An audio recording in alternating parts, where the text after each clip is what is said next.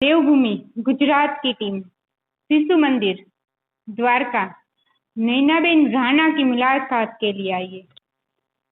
तो चलिए आज हम जानते हैं कि महिलाओं के लिए जो कहीं छूट रहे हैं, वो लोग आगे नहीं आ पा रहे, तो उनके लिए हम नैनाबेन राणा से पूछताछ करेंगे कि वो क्यों आगे नहीं आ रहे, क्या कमी रह जा रही है। नैनाबेन राणा जो श्रीलंका में 2019 में बहुत सारे कंपटीशन के बीच स्वर्ण मेडल लेके आए, वो तो उनकी वो लाइफ में कितना ज्यादा स्ट्रगल किया, वो सब हम उनसे पूछेंगे। तो चलिए हम नैनाबेन राणा से मुलाकात करते हैं।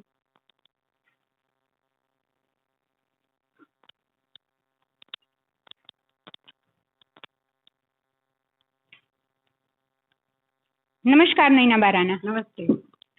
बैठिए प्लीज।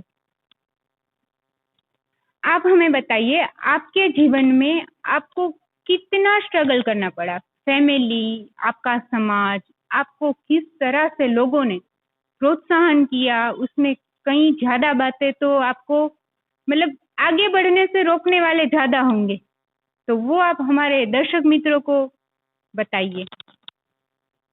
नमस्कार। सबसे पहले तो ये बात है कि जब कोई नारी आगे आना चाहती है तो उसे संघर्ष तो करना पड़ता है, चाहे वो अपने घर से किसी को शुरुआत करनी पड़ती है।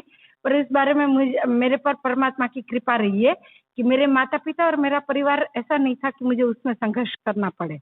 पर हाँ, ये जरूर बताऊंगी कि बाहर के लोग जो नहीं चाहते थे कि एक स्त्री आगे आए, उन लोगों ने अपनी ओर से बहुत प्रयत्न किए, लेकिन वो सफल नहीं हो पाए, क्योंकि स्त्री में जो शक्ति होती है वो शक्ति हर स्त्री में होती है। तो बहुत सरल है कि मुझ में भी वो शक्ति है, और मैं अपने माता पिता के आशीर्वाद और कृपा से और जो संस्था में मैं काम करती हूँ वहाँ के विचारों से मैं यहाँ तक पहुँच पाई।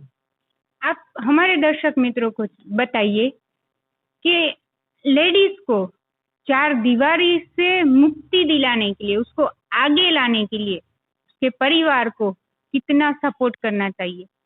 जो अभी बहुत सारी लेडीज ऐसी है कि आगे आना चाहती है लेकिन आ नहीं पा रही है, क्योंकि उसका बैकग्राउंड, फैमिली सपोर्ट उसको कुछ मिल नहीं रहा है, तो आप उसके बारे में हमारे दर्शक मित्रों को बताइए।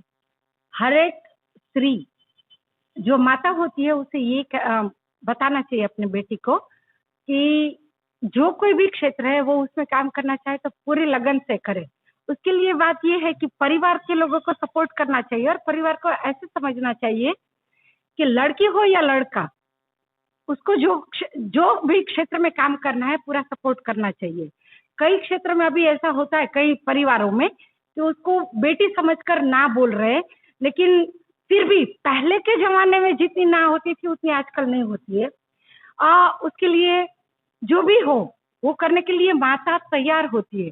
माता पिता, आज के पेरेंट्स, ये बात है कि शायद बड़ी हो जाए थोड़ी बेटी फिर ना बोलते हैं, तो वो ना बोलते उसके पीछे कारण ये वजह ये रहती होती है कि कहीं उनकी बेटी का कोई शोषण ना कर ले, कहीं उनकी बेटी को कोई चीटिंग ना कर जाए, बस उसी डर से पेरेंट्स ना बोलते। वरना अपने बेटी हो या बेटे, किसी को भी उनके चहीते क्षेत्र में जाने से कोई रोकता नहीं है। और हाँ, हर जगह शोषण होता है, हर छोटे हो बड़े हो सब जगह शोषण होता है, तो एक जागरूकता वो भी लानी है कि उससे डरे ना, उसका सामना कैसे करे, सबको वो कैसे बोले कि भाई यहाँ पे मेरे साथ ये हो रहा है। वो जागरूकता दिलाने के लिए आप थोड़ा हमारे दर्शक मित्र को बताइए। अपनी भारतीय संस्कृति में तो पहले ऐसा नहीं था कि स्त्रियों को शोषित किया जाए। हम लोग अपने इतिहास की ओर देखे तो पता चलता है कि भाई द्रौपदी भी स्वतंत्र थी, स्वयंवर रचा जाता था, स्त्री अपने आप अपने पति का चयन करती थी, तो तब भी उतना, और वो विदुषी थी। उसके बारे में हम सती अनुसुईया का उदाहरण ले सकते हैं। बहुत दूर न जाए हम लोग तो झांसी की रानी लक्ष्मीबाई, उनका भी उदाहरण हम ले सकते हैं। तो संघर्ष मीराबाई, झांसी की रानी, वो स्त्रियों ने किया है, वो आज के जमाने में नहीं है। तो संघर्ष के बारे में हम बोले तो बहुत कम रह गया है। दूसरी बात आपने पूछा कि शोषण, शोषण भी आजकल का आया हुआ दूषण है, वरना नहीं था। हाँ, पुरुष क्षेत्र, हमारा देश पुरुष प्रधान जरूर है, लेकिन सहयोगी हुआ करते थे, अभी भी सहयोगी होते हैं। वो स्त्री में कुदरत ने एक जो छठी इंद्रिय कहते हैं वो होती है। वो हर स्त्री को उसके बारे में तैयार होना पड़ता है। हर किसी को, हर स्त्री में शक्ति रही है, वो नव दुर्गा का रूप बोलो, चंडी का रूप बोलो या माँ अन्नपूर्णा, हर स्वरूप में वो आ सकती है। भगवान मनु ने भी कहा है कि स्त्री में हर स्वरूप होता है, वो माँ भी है, वो पुत्री भी है, वो धात्री भी है और संहारिका भी है। जब जरूरत पड़ती है तो उसमें वो स्वरूप आ जाता है। हर स्त्री में वो शक्ति है, लेकिन जरूरत है उस शक्ति को जागृत करने की। वो खुद नहीं कर सकती, वो उसको संस्कार बचपन से देना चाहिए कि कब तुम्हें कौन सा स्वरूप धारण करना है। हर एक स्त्री में वो है ही, और हर फैमिली में वो कहा जाता है। लेकिन कई बार क्या होता है, उसको पूरी तरह से अच्छी तरह से गाइडेंस न मिलने की वजह से ये शोषण का भोग हो जाती है।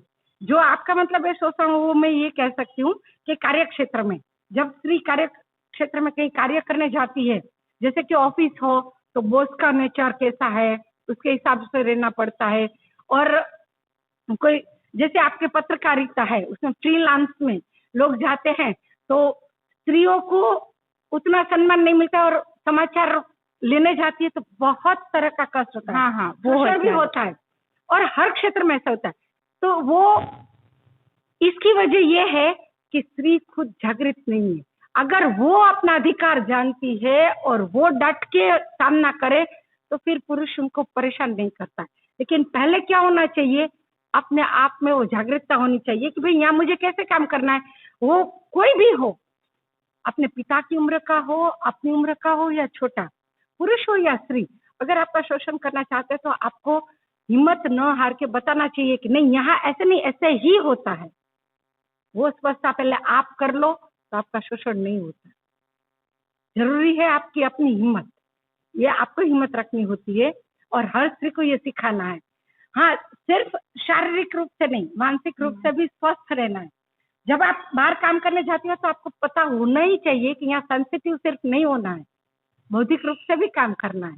बाहर के लोग हैं तो बाहर की तरफ, सिर्फ फिर आप वहाँ जाओ और आपके पिता जैसे आपको प्यार करते हैं वैसे ही वहाँ लोग आपको आपके साथ व्यवहार करेंगे, ये नहीं है। आपको ये मानना होगा कि बाहर के लोग हैं तो आपका बिहेवियर भी उस तरह का होना ही चाहिए। ये बात। और हमारे, आपने जो ये मेडल जीता है श्रीलंका में 2019 में जाके, तब आपको कितनी चुनौतियों का सामना करना पड़ा? बात ये है कि मेरे पिताजी जयेंद्र सिंह जी राणा स्पोर्ट्समैन थे, तो वैसे तो स्पोर्ट्स के सारे जो गुण होते हैं वो उनके सिखाए हुए, ब्लड में आए हाँ, हुए। जनीन हम लोग कह हाँ। सकते हैं। पर वो अभी अपने घुटने की दर्द से कोई भी एक भी इवेंट नहीं खेलते हैं। कि मुझे प्रेरणा दी, और ये इतने जो मैंने प्रैक्टिस की वो चेतन भाई जिंदानी ने करवाई है, और गांधी साहब जो द्वारका के बोले जाते हैं, वैसे है पाठ पर गांधी साहब से पहचानते हम लोग, तो वो दोनों की प्रेरणा, और ज्यादातर मैंने चेतन भाई की है। मैं कैसे करूं प्रैक्टिस, कितने घंटे करूं, कब करूं, कैसे करूं, पापा से और उनसे दोनों से पूरी गाइडलाइन मिलती रही और मैं करती रही हूँ। और बहुत बहुत मेहनत करवाई है उन्होंने, और 8 महीने की प्रैक्टिस के बाद मैं मेडल के योग्य हुई। वहां भी ऐसा था कि अपने टेम्परेचर यहाँ जो है उससे कहीं ज्यादा था।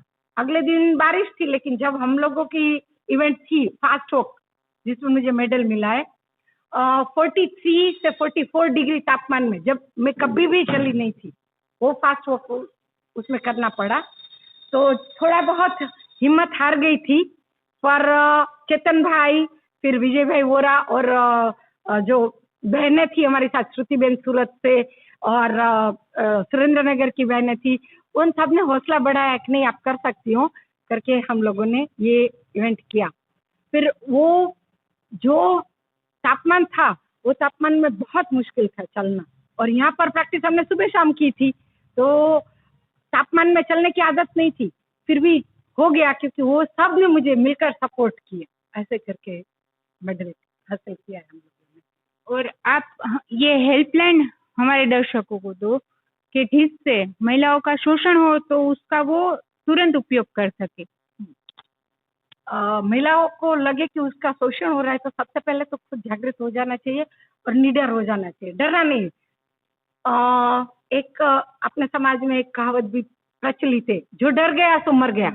डरना नहीं है, एक तो पहले डरना नहीं है, ये बात आ जाए, फिर आपका शोषण किस तरह से होता है खुद समझो, फिर बताओ, स्पष्ट शब्द में सबके सामने बोल के हिम्मत करके बताओ कि भाई ऐसा तो नहीं चलेगा, ये गलत है तो गलत है। और दूसरा, अवेयरनेस ये होनी चाहिए हर लेडीज में कि भाई हम, सरकार ने हमारे लिए बहुत कुछ किया है तो हम उसका उपयोग क्यों ना करें। जैसे कि आपको 100 नंबर याद है, 100 नंबर डायल कर लो, आजकल सबके पास मोबाइल होता है। जब आपको लगे कि आपके पास और कोई रास्ता नहीं है और आपको रास्ता चाहिए कोई किसी भी वजह से, तो आप 100 नंबर डायल कर लो, आपके पास तुरंत ही लेडीज मोबाइल वैन पुलिस की आ जाएगी और आपको पूछेगी कि आपको क्या मुश्किल है और आपको मुश्किल में से छुटकारा दिलाएंगे। और जैसे कि अभी हाथरस में और राजस्थान में और जो जगह अभी जो घटना बन रही है, जामनगर में भी, हाँ जामनगर में, तो वो घटना में बच्चियों को बहुत स्पष्ट रूप से कहना चाहती हूँ, आप लोग मोबाइल रखती है तो जो आपके पास मोबाइल है तो टेक्नोलॉजी का उपयोग कीजिए, सरकार ने बहुत मदद की है। आप या तो 100 डायल करें या 101 डायल करें या 181 कलम के बारे में आपको बता दूं सब बहनों को कि 181 कलम ये है कि जब आपको लगे कि आप बच नहीं सकती हो, आपके ऊपर जातीय दुष्कर्म होने वाला है ऐसे, तो आप वो दबा दो, 181 डायल कर दो, तो आप कहाँ हो आपको कहने की जरूरत नहीं पड़ेगी, लोकेशन खुद जानकर तुरंत ही आ जाएंगे। और उसमें जो दुष्कर्म करने वाले हैं या हो गया हो या होने वाला, वो कोई भी हो, उसको जमानत भी नहीं मिलती है, इस तरह की कार्रवाई है उसमें। उसके लिए पुलिस उसको तुरंत ही वहीं से अरेस्ट कर लेती है। और वो तो आपको बहुत एंड में अगर और कोई रास्ता नहीं है, आप 101 या 100 कर लो, आपके लिए अभयम तुरंत वैन आ जाएगी और आपको पूरी तरह से प्रोटेक्शन मिल जाएगा। और आप तो मोबाइल में अभयम ऐप डाल लो, आप सिर्फ मिस कॉल दे दो, आधी रात को भी आप जहाँ हो लोकेशन ढूंढ के आ जाएंगे। तो पहले तो आप जागृत और सचेत हो जाइए कि आपको ये रखना है। जैसे कि यूपी में जो अशिक्षित महिलाएं हैं वो अपनी सुरक्षा के लिए क्या करती है, मिर्ची की भुक्की अपने पास रखती है। वो क्यों रखती है, वो पढ़ी लिखी नहीं है तो ऐप नहीं मालूम है तो नहीं यूज करती है, तो क्या करेगी, जैसे ही उसको लगे कि कोई खतरा है पहले ही उड़ा देगी, खुद की आंखें बंद रखेगी और उड़ा देगी ताकि सामने वाले से बचने का टाइम मिल जाए। तो इसी तरह से हमें प्रेजेंट रहना चाहिए और कब क्या यूज करना है उसके लिए तैयार रहना है, ये बात है। बहनों को ऐसे नहीं, सिर्फ पहले क्या होता था कि ऐसे इमोशनल हुआ करते थे कि भाई नहीं कोई बचाए, कोई क्यों बचाए, हमें खुद बचाना है, अपने आप को बचाना है। हाँ, जरूरत पड़े तो मैं माओ को ये भी कहती हूँ, माता पिता दोनों को, कि आपकी बच्ची को फिजिकल ट्रेनिंग भी दो, स्पोर्ट्स में भी डालो और कराटे वगैरह भी सिखाओ, तो आत्मविश्वास बढ़ेगा। और जो पढ़ाई है वो तो वो करे ही करे, पर साथ में ये करना जरूरी है ताकि आपकी बॉडी लैंग्वेज से ही सामने वाले को पता चल जाए कि यहाँ हमारी दाल गलने वाली नहीं है। और आपको खुद भी स्पष्ट हो जाना चाहिए कि भाई ये करना है, ये नहीं करना है। जो नहीं करना है वो आपके सामने 100 लोग आ जाए तो भी मना कर दो, नहीं करूंगी, मैं नहीं करूंगी। ये आत्मविश्वास क्रिएट करना है हर स्त्री को, और उसमें आप सत्य है तो ही, गलत बात में आपको जिद नहीं करनी है, तो फिर आगे नहीं आ पाएंगे। जी बिल्कुल, धन्यवाद नैनाबेन राणा, आपने हमारी देवभूमि गुजरात को इतना टाइम दिया ये सब बताने के लिए, उसके लिए पूरी टीम आपका बहुत बहुत आभार मानती है। और आगे भी हमारी महिलाओं को सपोर्ट की जरूरत हो तो हम लोग आपके पास आएंगे, आप उनके लिए बहुत कुछ कर सकते हैं।